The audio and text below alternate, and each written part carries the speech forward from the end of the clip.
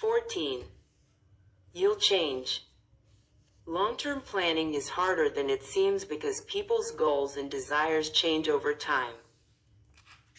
I grew up with a friend who came from neither privilege nor natural intellect, but was the hardest working guy the first knew.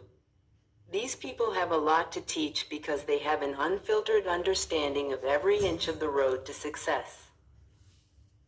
His life's mission and dream as a teenager was to be a doctor. To say the odds were stacked against him is being charitable. No reasonable person at the time would consider it a possibility. But he pushed, and a decade older than his classmates, he eventually became a doctor. How much fulfillment comes from starting from nothing, bulldozing your way to the top of medical school, and achieving one of the most noble professions against all odds? I spoke to him a few years ago. The conversation went like this. Me, long time no talk. How you doy? Him, awful career. Me, haha, well. Him, awful career, man. This went on for 10 minutes. The stress and hours had worn him into the ground. He seemed as disappointed in where he is today as he was driven toward where he wanted to be 15 years ago. An underpinning of psychology is that people are poor forecasters of their future selves.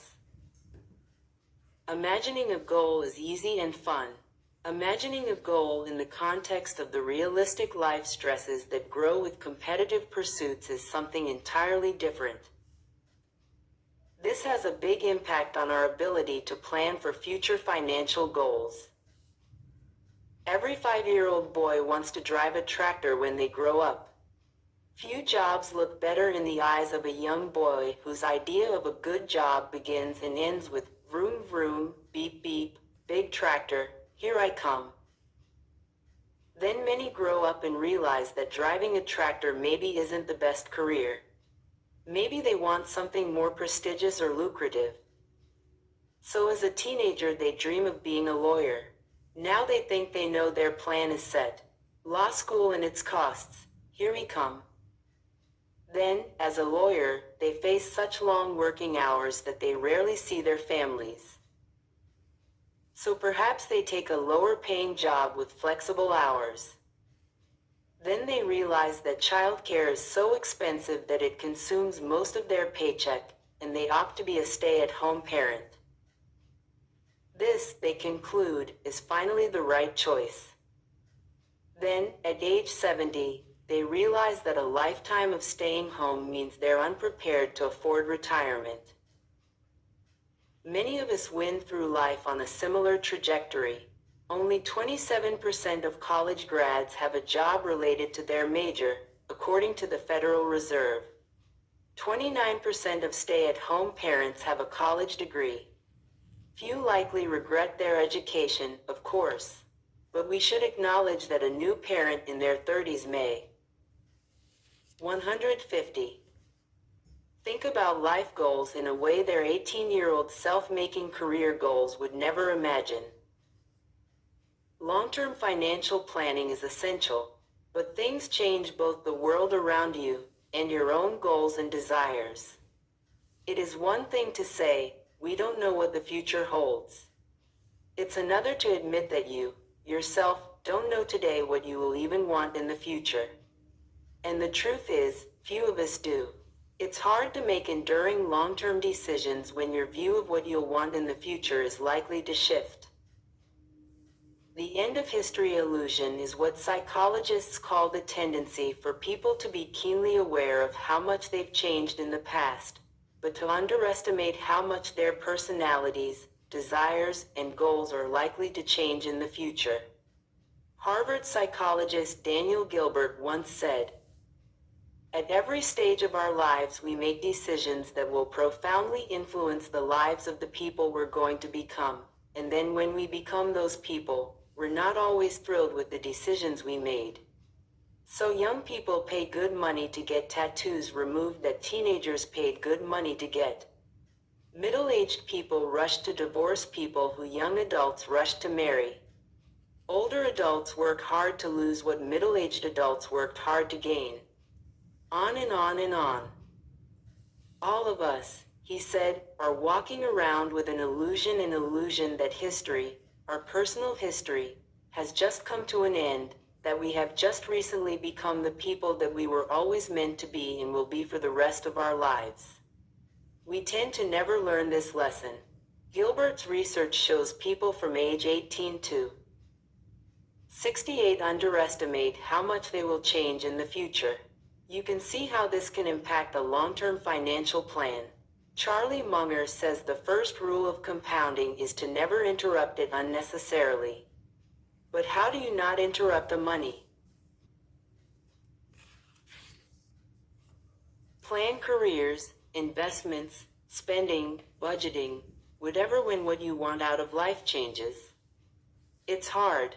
Part of the reason people like Ronald Reed, the wealthy janitor we met earlier in the book, and Warren Buffett become so successful is because they kept doing the same thing for decades on end, letting compounding run wild. But many of us evolve so much over a lifetime that we don't want to keep doing the same thing for decades on end, or anything close to it. So rather than one 80-something year lifespan, our money has perhaps 4 distinct 20-year blocks. I know young people who purposefully live austere lives with little income, and they're perfectly happy with it. Then there are those who work their tails off to pay for a life of luxury, and they're perfectly happy with that. Both have risks, the former risks being unprepared to raise a family or fund retirement. The latter risks regret that you spent your youthful and healthy years in a cubicle. There is no easy solution to this problem. Tell a 5-year-old boy he should be a lawyer instead of a tractor driver and he will disagree with every cell in his body.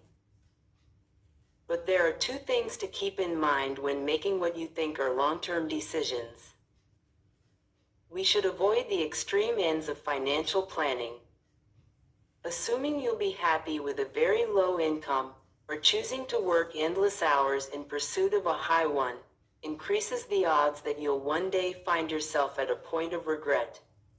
The fuel of the end of history illusion is that people adapt to most circumstances, so the benefits of an extreme plan, the simplicity of having hardly anything, or the thrill of having almost everything, wear off, but the downsides of those extremes, not being able to afford retirement, or looking back at a life spent devoted to chasing dollars, become enduring regrets. Regrets are especially painful when you abandon a previous plan and feel like you have to run in the other direction twice as fast to make up for lost time. 152. Compounding works best when you can give a plan years or decades to grow. This is true for not only savings but careers and relationships. Endurance is key, and when you consider our tendency to change who we are over time, balance at every point in your life becomes a strategy to avoid future regret and encourage endurance. Aiming, at every point in your working life, to have moderate annual savings, moderate free time, no more than a moderate commute, and at least moderate time with your family, increases the odds of being able to stick with a plan and avoid regret than if any one of those things fall to the extreme sides of the spectrum. We should also come to accept the reality of changing our minds. Some of the most miserable workers I've met are people who stay loyal to a career only because it's the field they picked when deciding on a college major at age 18. When you accept the end of history illusion, you realize that the odds of picking a job when you're not old enough to drink that you will still enjoy when you're old enough to qualify for Social Security are low. The trick is to accept the reality of change and move on as soon as possible. Jason Zweig, the Wall Street Journal investment columnist, worked with psychologist Daniel Kahneman on writing Kahneman's book Thinking, Fast and Slow. Zweig once told a story about a personality quirk of Kahneman's that served him well. Nothing amazed me more about Danny than his ability to detonate what we had just done, Zweig wrote. He and Kahneman could work endlessly on a chapter, but The next thing you know, common sense aversion so utterly transformed that it is unrecognizable. It begins differently, it ends differently, it incorporates anecdotes and evidence you never would have thought of, it draws on research that you've never heard of.